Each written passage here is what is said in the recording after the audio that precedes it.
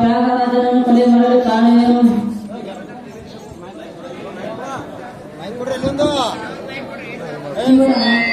ನನಗೂ ಹಾಗೂ ತ್ಯಾಗರಾಜನ ಕೊಲೆಗೂ ಯಾವುದೇ ರೀತಿಯ ಸಂಬಂಧ ಇಲ್ಲ ಸರ್, ಯಾವುದೇ ರೀತಿಯ ಸಂಬಂಧವಿಲ್ಲ.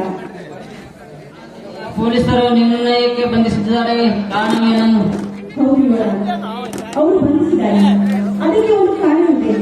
ಆದರೂ ನನ್ನೊಂದು ಜೀವನದಲ್ಲಿ ಒಂದು ದೊಡ್ಡ ಕಥೆ ನಡೆದಿತ್ತು. ಆ ಕಥೆಯನ್ನು ನಿಮ್ಮ ಮುಂದೆ ಹೇಳಬೇಕಾದ್ರೆ ನನಗೆ ಸ್ವಲ್ಪ ದಿವಸ ಅವಕಾಶ ಮಾಡಿಕೊಡ್ಬೇಕು ಅಂತ ನಿಮ್ಮಲ್ಲಿ ನಾನು ಕೇಳುತ್ತಿದ್ದೀನಿ.